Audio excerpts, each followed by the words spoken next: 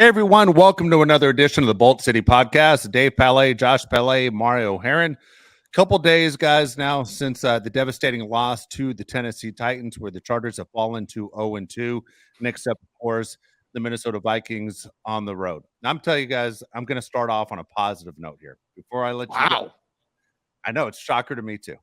Okay.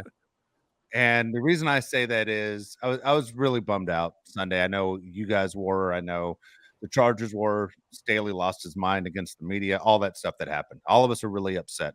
Appreciate everyone that caught the last episode and the comments and everything that was written.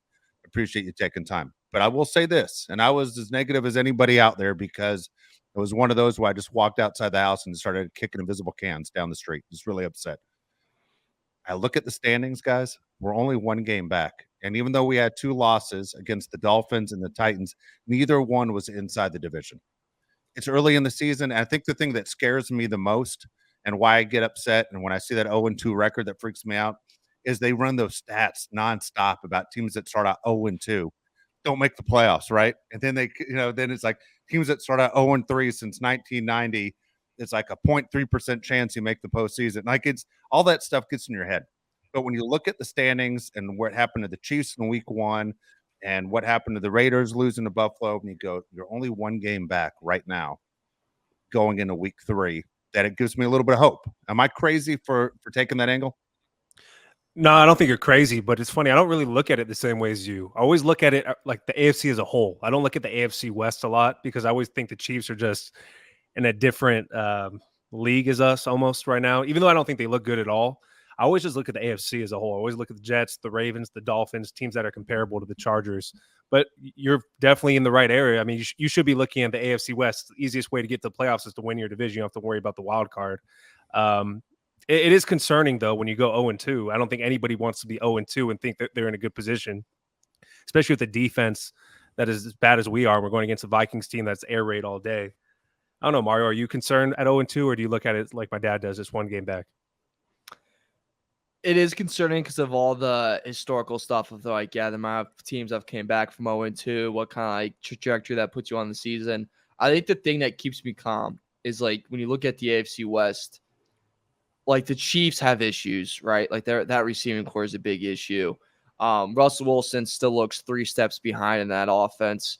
Raiders are getting the injury bug. That defense is still pretty weak. Quarterbacks sound amazing. So that part kind of keeps me calm and kind of keeps me a little bit more hope. And think about where we're at this point last year. Herbert just hurt his ribs. Allen was already hurt. Williams was getting banged up. The Chargers didn't look that fantastic. So we were 1-1 last year, and it was a tough loss to the Chiefs. But there's been tougher spots. Things could be worse. You could be the Patriots. You could be, the Browns, who just lost their best player for the whole season. Things could be worse. You could be Chicago. You could be. Things could be worse. Things could be worse. But hey, it's not looking good. Here's another bright spot too that made me feel a little bit better. And again, maybe I'm crazy because it's not like me to be this positive in this situation. 0 turnovers, guys, in the first 2 games, right? When you were in the turnover battle, that's always a huge number. And the fact that they aren't turning the ball over is a big step. I understand. Here's the deal. Miami, arguably, in a power rankings, you could say is the best team in the AFC right now, right? You could say that they're 2-0 and they started off 2 road games, and the Dolphins are undefeated. Got it. At the same time, the Titan game hurt. I mean, that was one you're supposed to win. I'm sorry. It should have been one of the easier games on your schedule this season. And it wasn't. They just talent for talent. And one thing I got a kick out of, by the way, the people that leave comments, were how many people that were Titan fans that jumped on to this show to leave comments, right? People know who Spears is. Okay, sure they do. I mean, everybody calm down a second here. So the Titans are the Titans. Yeah, it's a game that they should have won. Chargers feel the same way. We point fingers, I think, because we expect more. And I know as football fans out there, you're realistic. At least we are on this show. The reality, this is one of the most talented teams in all the NFL. So expectations are high. If this team was like that 1-15 Charger team, this would be a whole different show, But we expect more because we know that roster is stacked compared to 90% of the rosters in the NFL. Well, you said it before the season. There's hope with this Chargers team because there's so many good players. So even when you start 0-2, you still have faith that they can turn it around. If we were a Raiders podcast and you had a quarterback in Jimmy G that doesn't have the ceiling that Justin Herbert does, it's hard to have confidence and faith in a team like that. But we have Justin Herbert, who we believe is a top quarterback. I don't think he's played like that, but you have to have faith. Something did piss me off, though. It wasn't in our comments on YouTube. It was something I saw on Twitter where people were saying Russell Wilson's going up and Justin Herbert's going down. And that kind of bothered me because I don't think that is the case. I think Russell Wilson is not in the same league as Justin Herbert. I think he has played better than him so far. But that's ridiculous to me. I don't care if Sean Payton's his coach. I still think we do have the second best quarterback in the division, and he's not the third. Do you think Russell Wilson, Mario, is even close to Justin Herbert? Not even in the same ballpark. Doesn't even breathe the same air. I think Wilson's on Mars and Herbert's here on Earth. It's one of those things where I don't get it. And if you look at kind of who they've played to, like that tells a completely different story. Broncos, you faced the Commanders, Raiders, and the Raiders. Like, really? That's two your teams picked to finish last in their division. Yeah, that's your pool of evidence. It's really great evidence, man. It's really gonna hold up in court for you. Like I just there's no way I believe in that. That's terrible. The one positive thing I did forget to mention, by the way, from this past weekend, Everett looked really, really good. I don't know why. I just remember that like 2 seconds ago. That might be bad podcast and just remember that. But dude, Everett looked strong and hit hard. So go along the thing with you, Dave. Positives. That's usually not the way I roll, but that's the way I'm going right now. So, again, we're finish up talking about the game on Sunday against the Titans. Staley kind of surprised me a little bit, right? When he loses, it's cool. Like you're gonna lose your cool on the media. I always think that's a weak way out. The media doesn't care. The media is going to do their job, and they're going to you're there to get quotes, right? To write these articles if they've been written by the writer anymore. But the quotes are what you kind of need, and then they move on and they go home and they have their dinner and they are losing a second of sleep.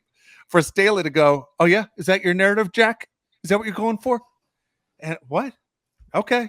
Go ahead and get upset. Like you are losing control in front of all these cameras and in front of your boss right now. And you got to get on an airplane to go back to LA. Like, calm down, and look, who are you pointing the finger at? Straight out. Staley, who are you pointing the finger at? Because you coach scared all of a sudden instead of coaching aggressive. And it was one thing when he was aggressive and aggressively foolish. Now he's just aggressively scared. It's really, really the opposite of the guy we had 2 years ago where I thought he took too many chances. Now it's so can someone get me a blanket because I got to pull it over my face because I can't take what's about to happen. Grow up, man. Like this is the NFL. The players look at you. I'm sorry, Mike Vrabel's that guy that we talked about going in. That coach that you look at when things might get a little bit hectic. That you go, that guy right there is the guy I'm gonna get behind because he's going to be the first one to run through the wall. He has our backs. Mike Tomlin's that guy. Other coaches are that guy. Staley's not that guy, man. He is a scared coach, and hate to say it, he's a scared quarterback too. Justin Herbert's plays scared too. I think you got to have fear in your head coach. Like seriously, like you really got to be a little bit scared of your head coach. Nick Saban is 5'8" maybe, but all of his players are scared to death of him, and not in a bad way. Honestly, like not in a bad way that you fear your coach. Fear is like you're going to disappoint him, like your father almost. Mike Vrabel. Let's say Joey Bosa would have spiked his helmet at Mike Vrabel's feet, dude. He would have grabbed him by the collar and said, "Hey, you little punk," and just body slammed him right there on national TV. That would have never happened. I think the reason that Brandon Staley freaked out was, one, he knows he's on the hot seat. Two, he's not doing his job. And three, that's 4 straight losses. People forget that they lost the last 2 games last year. And now you lose the first 2 games this year. That's 4 straight losses. And the 27 points you gave up to the Titans never score that many points. I think the last time they scored that many points was in 2022, week 11. Okay, that's probably why he's freaking out. That's also the least amount of points the Chargers have given up in their last 4 games is 27. They've given up at least 30 in the 3 games before that. It's bad. It's bad all around. He's freaking out. It's like Will Ferrell in Old School. We got to keep our composure. We got to keep our composure. That's him freaking out to the media. It's bad all around because he knows he's not doing his job and he's letting the players down. And the players know that he's not the right guy for the job. It's one of those things too where a lot of Colts players say with Tony Dungy, kind of like the Saban thing. They weren't like scared of Dungy. Dungy was a small guy, but they're like, it was like disappointing your father. You never wanted to disappoint your father. And I can we really say that about Staley? Like, does he have that control of his locker room? Does he have that respect from his players? Because it doesn't feel like it.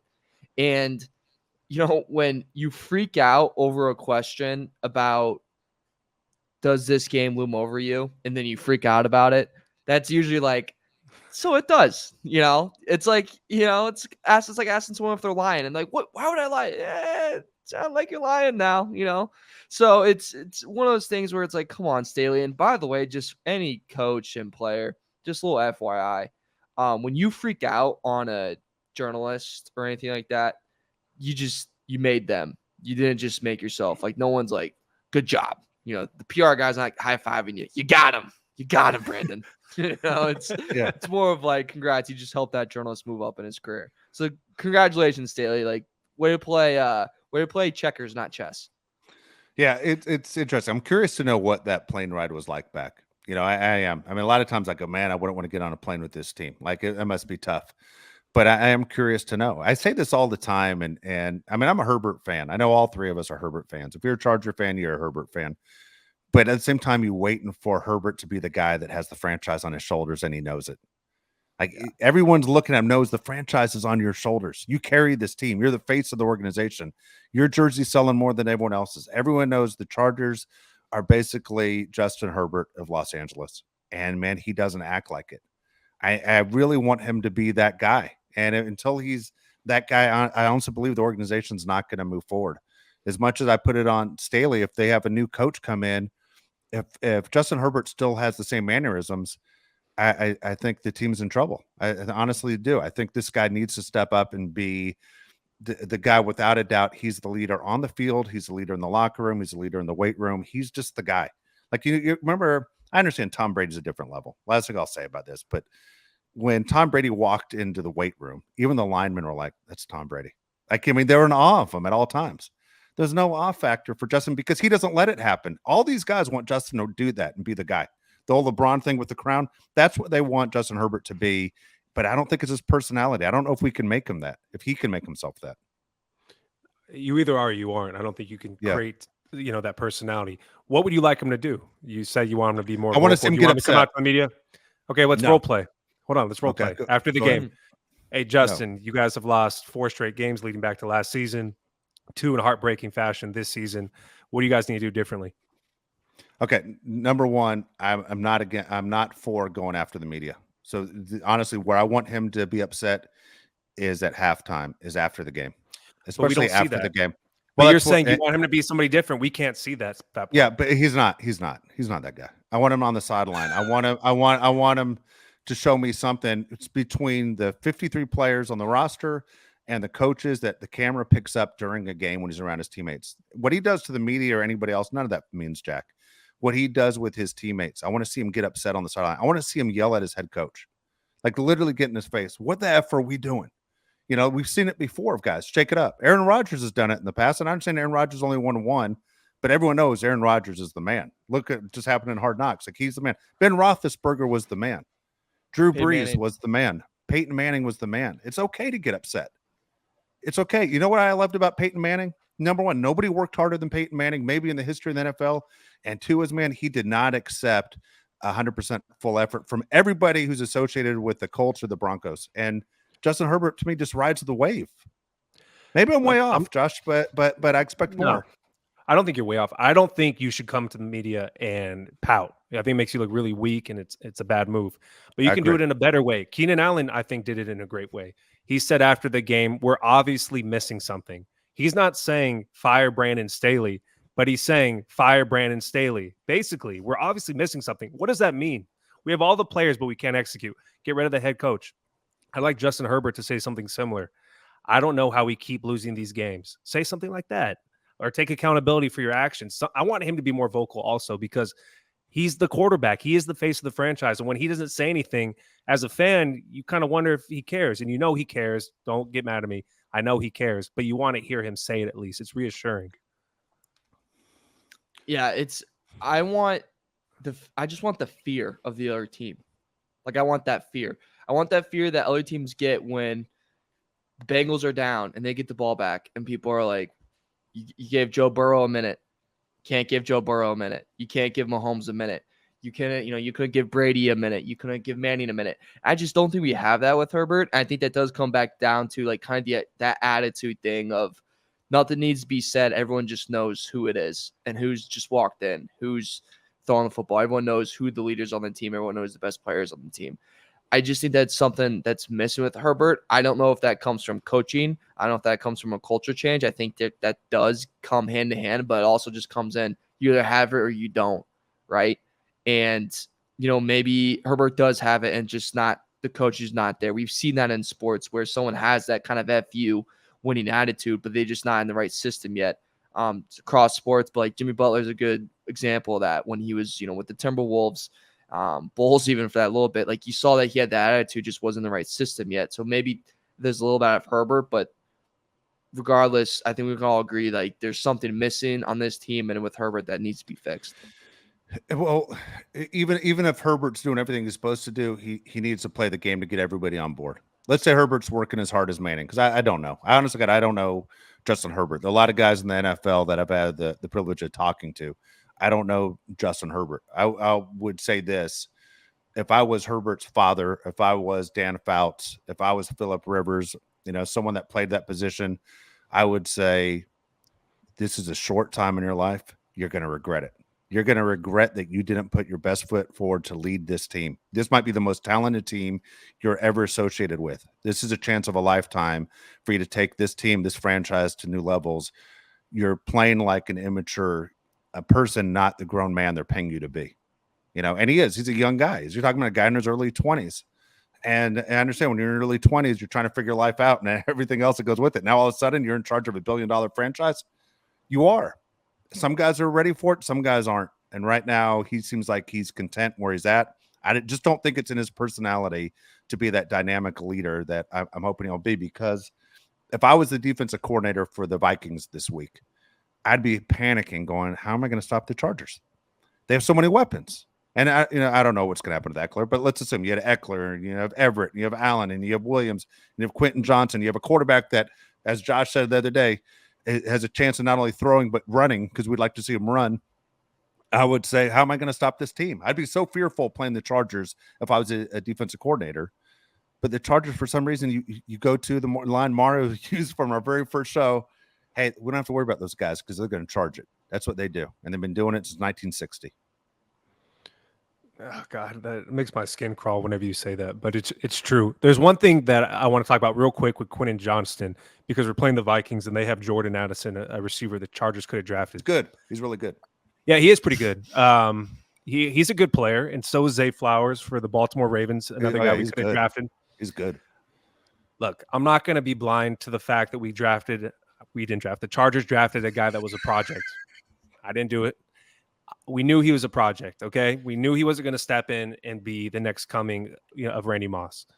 But he's on the field for 15% of the snaps last game.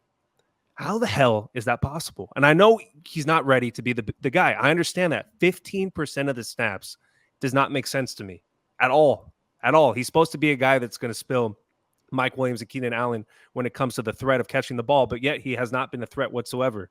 Isn't he a guy that you need to get involved in the game plan? Zay Flowers and Jordan Addison are going off for their teams, yet we cannot get Quentin Johnston involved. I think the Chargers are easier to game plan than you're saying, Dave, because it's Mike Williams, Keenan Allen, sometimes Parham, Everett, not really. And then if Eckler's not playing, they're completely screwed because they're not going to throw it down to Joshua Kelly. Yeah, and like the random throw to Quentin Johnston on one-on-one coverage in the end zone. And you're like, we're just doing that to the guy that's taking 15% snaps. I guess, okay. All right. I love the matchup, but like, should have Williams been getting that one if we're going to go by snap count? And, that's what Josh was screaming the whole time. That situation, Josh was screaming that at me. You're going to Williams here, right? Going to Williams here, right? Yeah. Yeah. It's literally the bandy on what? It's literally that type of situation. It's like, okay, why are we not getting the ball to our playmakers in those moments? It doesn't make any sense. The Quentin thing, I'm interested to see if that's going to be mentioned in the broadcast. That was the one question I wanted to hold for Thursday, but like that's something I'm like, are they going to mention that? I think they should mention compare the two. Are they going to compare the guys? You mean you could? I mean, yeah. I guess the thing that's against Johnston is obviously like Palmer, Williams. Like, there's a lot of people in that room, but at the same time, If you're open, you're open. Come on. You drafted him for a reason. Yeah, I agree. I mean, number one, you drafted for a reason. Of course, the broadcasters should bring it up. I mean, it's natural. If you're doing your homework this week and going, hey, I'm calling the Vikes-Chargers game on the national broadcast, what do these teams have? What did they do in their draft? Who stepped up? That has to be a topic of conversation. And here's the thing with Quentin Johnston. And for me, we know at some point Keenan Allen's going to go down. Mike Williams is going down. Like, it's going to happen this year at some point. It always does. When is Quentin Johnston going to be ready? You know what I mean? Like, when those guys go down and he needs to step up, is he going to be ready? It doesn't sound like, because you said, Josh, 15%. The Chargers are grooming him to be ready. Well, they're not grooming him to be ready. I mean, 15%. You're not. Yeah, he's in the game 15% more than I am, and I'm sitting watching the game next to you. You want a first round pick? Not yet. Here's some other guys that were drafted in the first round that are skill players. Okay. Yeah. I still have eligibility. Okay. All right. Right. Those are the COVID rules. Yeah. I'm going to take away the quarterbacks because those aren't comparable. But let's talk about the running backs and the receivers and the tight ends. Okay. You got Bijan Robinson, who's as good as advertised, great player. Yeah. You got Jahmyr Gibbs, stud, right? You have Smith and Jigba, who has kind of got off to a slow start. He's hurt. You got Zay Flowers, who's the number one receiver, not even a question, on the Ravens, better than Odell Beckham Jr. You have Jordan Addison, who's a good complement to Justin Jefferson as the number 2. You have Dalton Kincaid, looks pretty damn good for the Bills. Then you have Quentin Johnston also, and he's the only one out of all those people that is not heavily involved in his team's game plan. It's a project. I understand. Josh Palmer is not a first-round receiver. You don't draft a guy in the first round to be 15% of the time in the game. 15% of the time he's in the game. Not even 15% he's touching the ball. 15% of the time he's in the game. It's unbelievable. Let's get this guy involved to make it harder on the defense to game plan against the Chargers. That's it. I know you probably don't want to keep talking about Quentin Johnston, but no, I do. Because I brought it up for a reason, because he's going to be called upon. Like, remember the Falcons game last year, guys, when the Chargers were going to Atlanta? That's when I made that dumb bet before the season that if the Falcons beat the Chargers, I'll walk from Atlanta back to LA. Dude, I didn't know the Chargers are going in with no receivers, that it was either Palmer or nobody. So at some point, Johnson is going to be a guy you're going to depend on. This is what the Chargers do. Williams and Keenan Allen always go down with an injury. Yeah. And it's one of those things, too, like you said, it's going to be a storyline. And at some point, he's going to be called upon. At some point, he's going to need to step up. Are we going to get it? Are we really going to get it? And by the way, Mike Williams hasn't really stepped up, if we're going to be honest. Like, he hasn't really showed up at all. Also, one player, too, that starting to look pretty good, Josh Downs. That's a big miss, too, by the Chargers. He was a Colts, North Carolina boy. He's starting to look pretty sharp. So that receiver class is starting to really shape up, and it's always good when like a position group's really starting to look good from a draft class, and you got the one that's just not looking good. It's good. You know, you got the ugly friend in the group. Yeah. We got a message that said, hey, guys, you're being too tough on Quentin Johnston. He's fine. Signed Buster Davis. I was like, thank you, Buster, for that email. It's awesome. I want your opinions on this Ekeler injury, the no timeline on Ekeler's return. How nervous are you guys about this? And like, when do you think he can be back, or like emergency press button has got to be back? You go. You obviously have something to say. Go. Dude, I'd never want to say a guy's faking an injury. I think Austin Ekeler, honestly, if he was happy and had a multi-year contract, I think Austin Ekeler plays against the Vikes. And I think he probably would have played against the Titans too. I don't want to ever say anyone's faking it, but man, it seems like there are a lot of guys that all of a sudden that were in that line that were pretty upset. And, you know, my feeling is Josh Jacobs is the next one that will run through the same thing too. That you sit there and you hope Austin Ekeler's honestly not putting himself above the team, but Austin Ekeler has made it clear he's worried about his future. And he's not going to play, I don't think, until he's 100%. And I hope he doesn't fall in the Joey Bosa category of last year. But, man, that's where it kind of feels like with Austin Ekeler. Because here's the deal. We all know guys who played in the NFL. And we know there's a way of playing in the NFL and not feeling pain for 3 hours. And Austin Ekeler's injury is nothing that they've said he has torn knee ligaments or ankle ligaments, nothing like that. And so you wonder. I mean, I know that's kind of over the top to say, but I don't know where Austin Ekeler's head is, and everything he has said for the last 8 months makes me wonder how devoted is Austin Ekeler to the 2023 Los Angeles Chargers. Yeah, I mean, I think everybody's thinking the same thing when it comes to Austin Ekeler. You don't want to call out a guy for an injury, but you don't know the severity of it. Without Austin Ekeler, the Chargers are a total one-dimensional team. I think it was proven with Joshua Kelly. He had a good game against the Dolphins, but he was behind Austin Ekeler. It's like when people were in the comments talking about Spears. Dude, Spears ran for 6 yards of carry because he's behind Derrick Henry. That's the game plan, dummy. When Spears is in the game, you think it's probably going to be a pass, not a run. Same thing with Joshua Kelly. If he's the lead back, I think we're kind of screwed. I think we all feel the same way. At least it's not a Nick Chubb situation where he's out for the year, or Joe Burrow, where you don't know when he's really coming back. I think the Chargers are good enough to win without Austin Ekeler. But if he misses a significant amount of time, good luck to the playoffs. Because like I just said, the Chargers are completely one-dimensional when he's not in the game. One-dimensional, a good old reliable guy for Herbert too. Hurts them in both the run game and the passing game. Look, this ankle injury, we obviously don't know like how long it's going to last, but my guess is that he'd be back by the Raider game. It's just my guess if I had to put money on it. I'm getting more and more worried. At first, I was literally like, I don't think it's going to be that big of a deal. Kelly can fill in and be fine. But honestly, Josh, the point you just made, I kind of like overlooked. It's kind of like, why do kind of back and running backs succeed? And you kind of see their average go up. It's like, well, scheme-wise, if Henry's not in the game, you're not going to think it's run's going to most likely pass. That's just something kind of that I think I missed. But this is a huge – I mean, it's like one of those things where you think about it once, you're like, all right, that's not that bad. And then like the more you think about it, you're like, all right, this is bad. And then let's say you're one of those people that likes to take a dance with Mary Jane, and then you lay in your bed and you go, this is pretty bad. You know what I'm saying? Like the anxiety. It's like you're Steve Kerr on 40-year-old version, and he lays in the bed. It's like no one's gonna like think about this. And then like he wakes up in the morning. That's how I am about the Ekeler's injury right now, where it's like I don't think it's that bad. And then now I'm waking up going, this seems bad. This seems really, really, really bad. And it was coming. The guy didn't miss a game all year. Like this was coming. So again, you look out for yourself. I always tell people, make the decisions and you live your life on what's the best for you. But man, it's different when you're a pro athlete. For we've talked about this before, man. People look at the NFL and their team as an escape from Monday through Friday and going to work every day. It's a huge escape. The NFL's better than any other sport when it comes to it.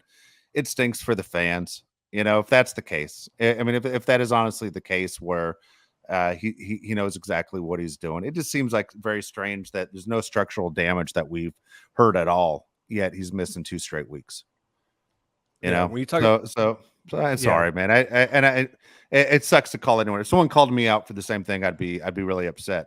But at the same time, I don't think that's the direction I go. I can't say I wouldn't do the same thing in his shoes. I'm not sure what I would do. It's a bold take by you. It is, and I felt bad saying it because I know I'll get killed in the comments for saying I literally said he's faking an injury. That's what I said, and I called him, the P word for not getting a shot so he doesn't feel the pain for 3 hours. That's literally what I said. Yeah, it's crossing the line, but man, that's what I wonder because we've been around the league. I'm sorry, we know a bunch of guys who played in the NFL. I was in the locker room for 30 years, man, and every one of these guys they got the shot. You got the shot, man. So you're available to play with worse injuries than that, with broken ribs and whatever else, just so you can get out on the field. Justin Herbert has to be pissed. He doesn't owe us anything. I shouldn't even be upset. He owes Justin Herbert something. He doesn't owe us anything. He owes Justin Herbert something. Justin Herbert looks back at Joshua Kelly and goes, great. This is going to be fun today. Yeah. You got to play, dude. If you can get out on the field, you got to play. And we're just speculating, but hopefully Austin Ekeler is okay. I think the situation's worse than the Chargers are in, believe it or not. 0-2 is horrible. But Joe Burrow is the Cincinnati Bengals, and he does not look good. He definitely looks hurt. I think they're in more of a panic situation than the Chargers, Mario.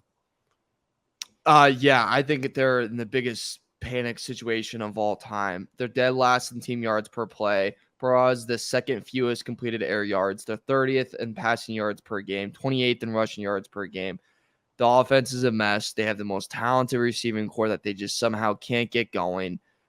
They're scheduled, not really kind of like a get right, but like the Rams don't look terrible. The Titans are going to make it ugly. The Cardinals, that pass rush is not bad.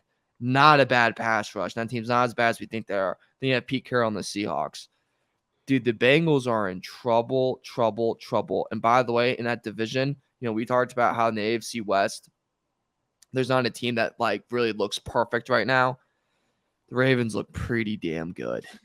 They look pretty damn good. I kiss my freaking ass and shove it up. I told you, man. I told you. But like, it's that if you're a Bengals fan, that's gotta worry you, man. That there's a team that looks very, very good. And by the way, Lamar hasn't even played his best football yet. Yeah. It's funny. Last year, Josh and I were in your shoes, Mario. We both picked the Rams to go back to the Super Bowl, and you said you guys are wrong. You picked the Bengals in the Super Bowl. I did. They might fall to 0-3 when they face the Rams this week. I told you also, all right, because this is good. I told you so segment for me. I told you what happened to me at Thanksgiving a few years ago with the bad hamstring. I told you I wasn't as accurate as I normally am on Thanksgiving Day. I told you with Burrow with the bad calf, watch out. Did you take a shot that day? You took a shot and keep playing that day? I did. Gosh, did I pull myself out of the game? I stayed right in there. Yeah, I threw the first couple right over the receiver's hands in the back of the end zone. But I figured it out. I wasn't sitting on the side with that massage gun shooting it into my hamstring like Burrow. I think the Bengals are going to be okay. Didn't the Bengals start off terribly last year and then figure it out? Joe Burrow is 1-7 in his career in weeks 1 and 2. It's pretty wild. Wow. But the Bengals got booed. Mario. Bengals got booed at the end of the first half last game, which is crazy. If you're talking about a Cincinnati fan base who expects nothing usually, and they're booing a team that just went to the Super Bowl recently, pretty crazy. Nick Chubb, big news. Most underrated player in the NFL, in my opinion. I think he's right there as the top running back in the league. Alabama alum Minka Fitzpatrick takes out his knee, takes out his season. What do you think about the Bengals, Mario? Also, real quick, not the Bengals, the Browns. Real quick, Deshaun Watson getting 2 face mask penalties is freaking crazy. I've never seen a quarterback get 1 face mask penalty. He got 2 in the same game. What do you think about the Browns, Mario? He should have been thrown out of that game. He put hands on a ref. Yeah. He did. What the hell's going on? Yeah. Dude, how many times is the NFL going to let that dude get by? I mean, that guy, seriously. That's so funny. It's so funny you said that. There are 2 things that happened this weekend that made me go, wait a second, what's going on? One is the Deshaun Watson thing, as you said. And then the other one was Deion's kid in the college game putting his fingers in the guy's eyeballs and not getting a penalty. That was crazy to me, too. I go, what did these do with the quarterbacks? You have to worry about the quarterback's hands all of a sudden. It's a very strange weekend. It's crazy. And, if you had to tell me, the players that'd be able to get away with that, I would literally be like, maybe Mahomes, and then if Brady was playing Brady. Only Brady. Yeah, honestly, only probably Brady would be able to get away with it. But with Deshaun Watson, get the hell out of here. I'm selling my stock so badly, like I'm selling GameStop. That's where that goes all the way down. That's what the Browns are right now. It is. Nick Chubb is that offense. Only part of that offense. He's gone. That offense is gone. Deshaun Watson's 1% of himself. He looks terrible. I thought it was just the weather. No, he is bad. He can't make a read. That receiving core is very one-dimensional with Amari Cooper. Sell all the stock in the world. It doesn't matter how many sacks Myles Garrett gets. That team sucks. TJ Watt single-handedly beat that team yesterday. Yeah. That was wild. Real quick, I know nobody cares about the Arizona Cardinals. I'm shocked that the Arizona Cardinals have played 2 games that are even close, which makes you believe that they'll probably start winning some games. Now, Caleb Williams is using it as a threat that he doesn't want to go to Arizona. You're talking about guys, as I say all the time, once you get eliminated, you're playing for your next team because there's always tape on you. Those guys on the Cardinals, I tip my hat to those guys, whoever's on that roster, that they're giving everything they possibly can to stay in the league. That's what they're doing. That's not a playoff team. Everybody knows that they've thrown the towel in before the season started. What they did to Josh Dobbs, signing him as a quarterback 4 days before the first game, is embarrassing for an NFL team. But the fact those guys on that roster are working that hard, man, hats off to those guys. Yeah, and Budda Baker goes on the IR, so you think things are going to get worse. But Mario said their pass rush is good. It reminds me of the movie Major League when they signed Josh Dobbs. We're trying to lose right now. Pretty crazy. The Bears are actually trying to win, and I think, Mario, they're the worst team I've ever seen in my life. Them and the Carolina Panthers are the 2 worst teams I think I've ever seen in my life. What's up with the Bears, man? I literally think they're going to have the worst record in the league. I think that 100%. They play the Chiefs this weekend. you listen to this, if you want financial advice that don't sue me for, it's Chiefs just everything. It's literally Chiefs everything to the grave. They don't roll out Fields. Fields is scared in the pocket. He rolls himself right into sacks. They have a running back situation where they don't go to Herbert. They should have gone to Johnston instead. I mean, they go to Herbert instead of Johnston, which makes no sense. DJ Moore is not used. Their pass rush is beyond terrible. Every other play, one of the safeties gets hurt in Brisker or Eddie Jackson. They are a pitiful, sad organization ran by sad people. Kevin Warren did not hire Ryan Poles. He did not hire Matt Eberflus.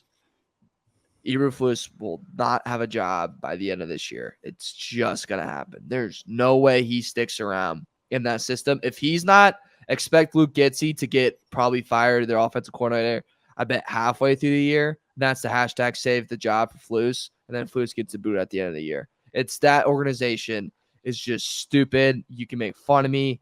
Fields might not be it. I think it's the tank for Caleb. That's funny. I like Caleb Williams. I'd like to see him in a big market like Chicago. That'd be good for him. As far as other teams in that league, as we're doing our tour around the NFL to finish out week 2, I'll tip my hat. I'll admit when I was wrong, just like Mario just did. Jordan Love, who I said was one of the worst quarterbacks in the league. I think I had him in the bottom 3. Now has 6 touchdown passes in the first 2 games. Reading defense is much better than I anticipated he could because I thought he was terrible in college too. Overhyped, overrated player. He has completely proved me wrong in the first 2 weeks of the season. So I'll admit on Jordan Love so far, completely wrong. Are the Falcons the real deal? Falcons, it's hard to judge them so far. They have the craziest diversion you've ever seen with Kyle Pitts. We're going to get a freak right here to play tight end. Plot twist, he's not going to get the ball. But you're going to think he's going to get the ball. We're never going to throw it to him. Yeah, but you still have to put 3 people on him, but he's never going to get it.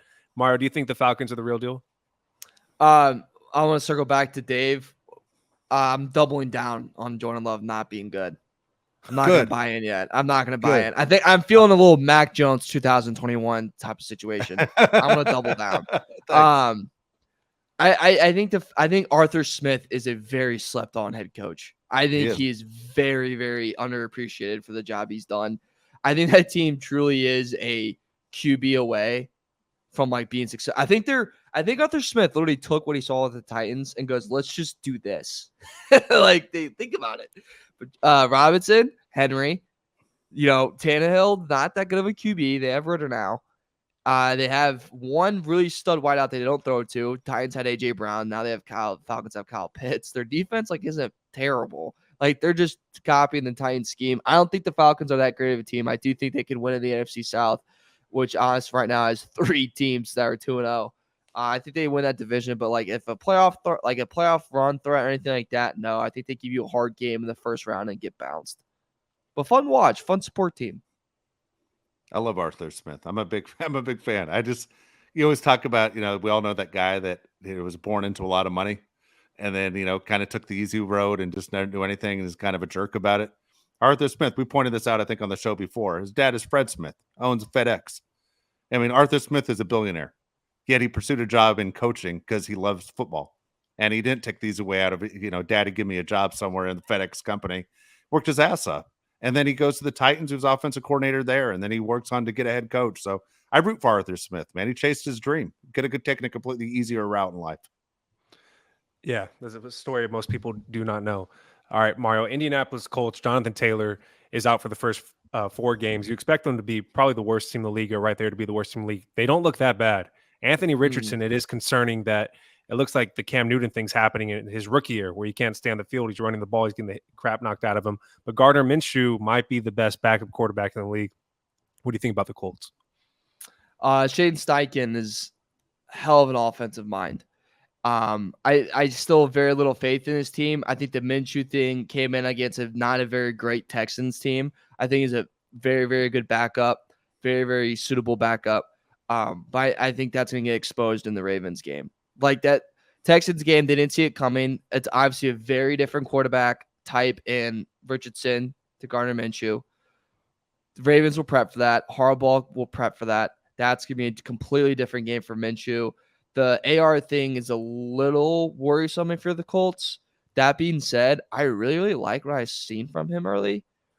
Like, don't get me wrong, there's times when he goes back to pass where I'm like, whoa, this is uglier than hell. But there's also times where, like, I could see it there. Like, there's definitely some potential there. They just need to really build on that receiving core. Build on that receiving core. And for the love of God, give up on Pittman. Give up on the guy. I mean, just give up. Sell the stock. You've lost enough.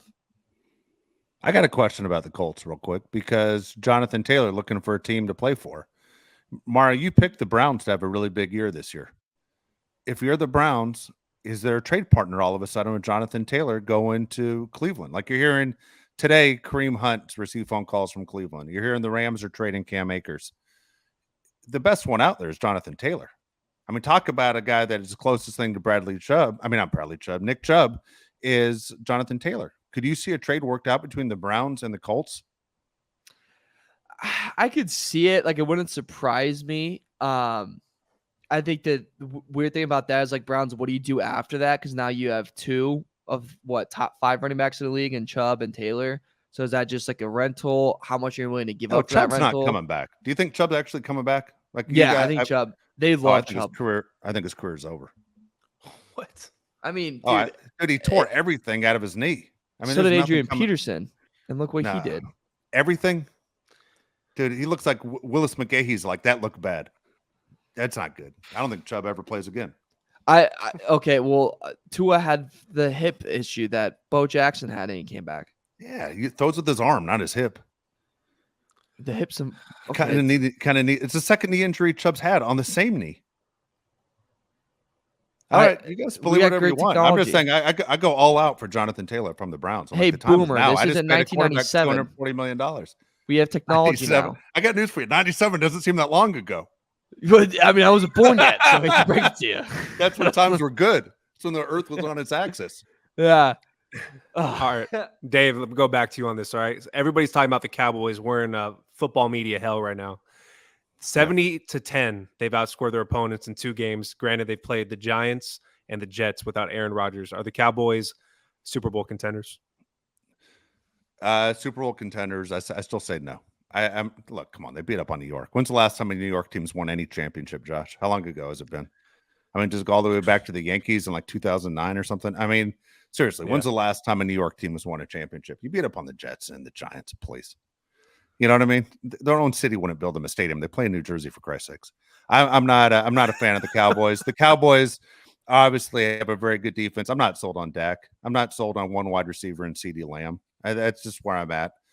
Cowboys are a playoff team, a very good team. I don't even think they're the best team in their division. All right, real quick, Mario, before you answer. Kellen Moore used to be the offense coordinator for the Cowboys. They just put up 30 points on the Jets. Does that make Kellen Moore look bad, and are the Cowboys the real deal? No, because I think that defense looks incredible, and that defense sets the offense up for perfect situations.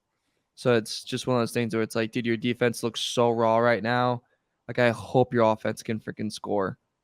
And your offense is stacked. I'm not out on the Cowboys by any sense of the word, but like I'm sensitive. You know, I'm not sad. I'm sensitive. All right, Mario. One more question. Okay, about the by the way, the Cowboys play the Cardinals this week. Yeah, that's gonna hype's gonna get more. Come on, they don't play Patriots a good after team. that. Yeah, they don't play a good team until they face the 49ers. I mean, that's ridiculous. Mario, the Dolphins are ranked as the best team in the AFC by most websites. Are they the best team in the AFC? Are they better than Kansas City Chiefs? Absolutely, right now, absolutely. Kansas City Chiefs can't find a receiver that can catch a football. They're like soon they're gonna do little giants and put tack on their hands and stick it to their jersey so they can catch a freaking ball. They don't have that. Their offense is not put together yet. They didn't look amazing against the Jaguars. You haven't had that wild Chiefs moment. If you're going strictly off of week 2, the 2 best teams in the league right now are the Miami Dolphins and the Dallas Cowboys. That being said, the Cowboys hype's only going to grow bigger. Like we said, they face the Cardinals. They face Mac Jones after that too. So we're going to get 2 more weeks of this big giant hype. Then we'll see how good they really shake up against the Niners. Then we'll see how good they can shake up against Los Angeles Chargers. on August 16th on prime time. So we'll see in those two matchups. But yeah, I mean, I don't think there's any denying it's the most explosive offense. It's the most weapons. It's the best team right now is the Miami Dolphins. Wait, you said something really interesting to me right there. You said the two best teams to you are the Cowboys and the Dolphins. Josh, you agree with that? Those are the two best teams? I think the best team in the league is the San Francisco 49ers right now. I think the two best teams are the Niners and the Dolphins. Just from what I've seen. I mean, I'm not saying Dallas doesn't deserve talk. As Josh said at the very beginning, this is a media heaven because the Cowboys, it could be 0-2 and they're still going to be the talk. The fact they're 2-0 and dominating is the best thing ever to happen to media. I don't hate Mario's answer though, because the 49ers have played the Steelers and the Rams, right? And the Dolphins have beat the Chargers and the Patriots in New England. I think those are the two most impressive wins of any team in the league so far. The Dolphins to me are a couple injuries away from not being very good. To me, the 49ers are so stacked that I just feel like they're the best team from top to bottom. Brock Purdy looks pretty damn good too. For the people that want to hate on Brock Purdy, he's put up 30 points in 2 games, and I think he could be the real deal. I don't know. To you, Mario, what's been the biggest surprise besides the Chargers being 0-2? And take away the Chargers and the Bengals. Has there been any other big surprises to you? The Eagles' regression has gotten me a little bit. That's really surprised me, especially against the Vikings. That offense just didn't seem smooth. And that was like a weird thing. They had an A.J. Brown conflict. That was something that just didn't really make a lot of sense to me. I mean, the Ravens, yeah, you got me. Like, they're surprising me. Like, congrats. That receiving core is pretty damn good. The offense looks pretty damn good. They have a balanced team. That defense looks pretty freaking good. I guess those are my surprises. The Cowboys surprised me with how dominant, but like again, I think some regressions are going to come their way very, very soon. I think that's got. I mean, I'm surprised how bad the Bears are. I am surprised by that. I didn't see that was a little bit of a curveball that's hit home back in the Heron household. A lot of people are depressed. So, what are your surprises, Dave? You know what? I have one major surprise, man, for me, and because we're going to take the Chargers out of this. Obviously, I'm shocked where the Chargers are right now.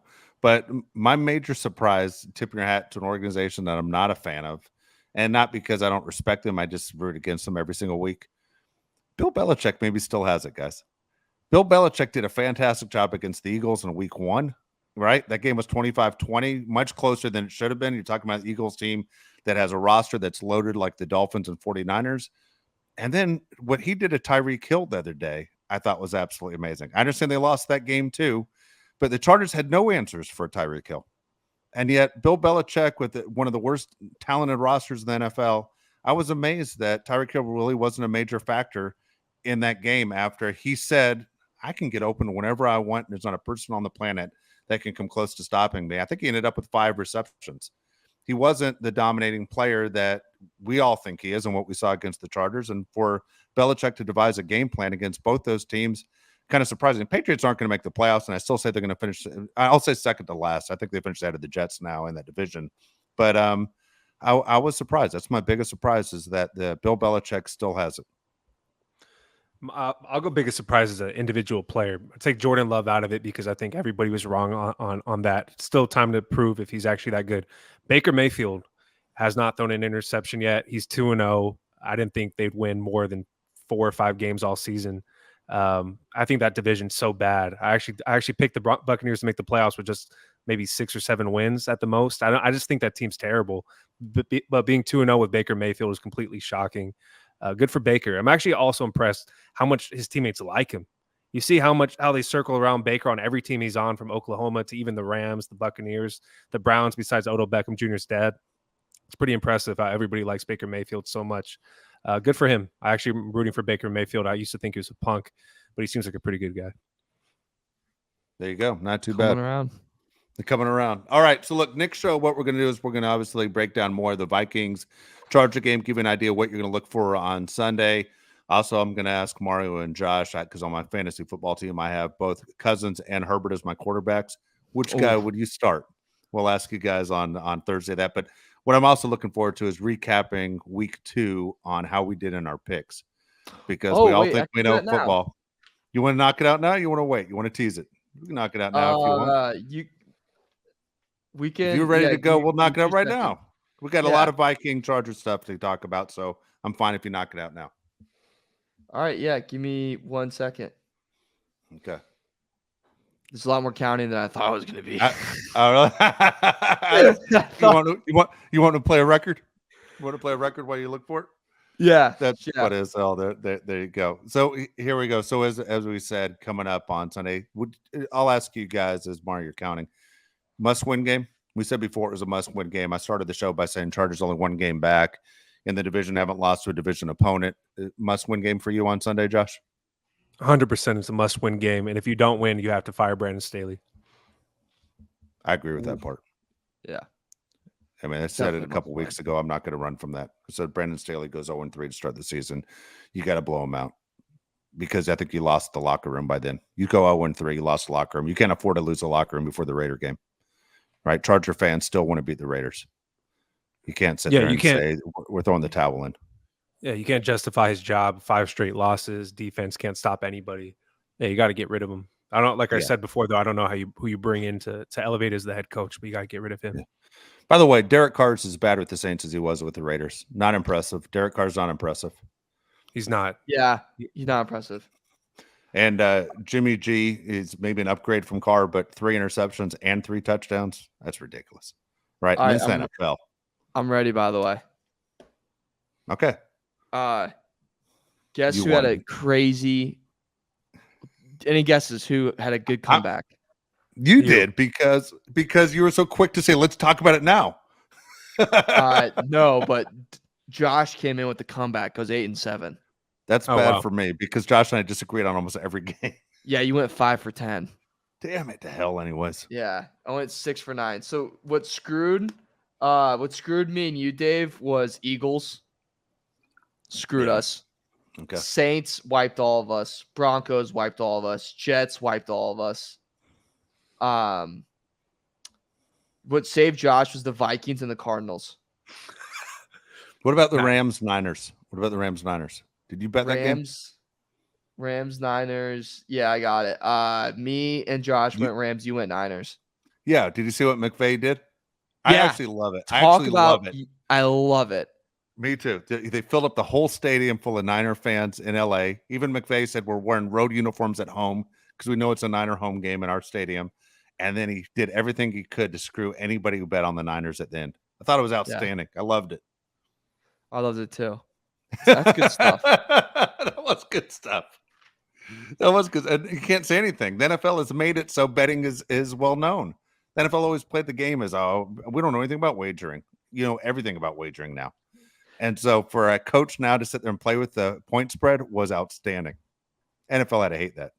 Oh, and I love the people saying like, "Oh, it's fixed. It's fixed." Like, all right, settle down. Okay, calm down. Yeah, bitter guy. All right, we'll be back in a couple days again talking about Week 3, getting you excited about the Vikings and Chargers and everything that goes into it. But again, we appreciate you, of course, watching on YouTube, leaving comments and everything else that you guys are doing. Please subscribe to the show. And again, thank you for the support. Listen to these 3 knuckleheads. It means a lot to us. So again, for Mario Heron, Josh Palais, I'm Dave Palais. We'll see you next time. If you subscribe, I'll kiss you on the cheek in public.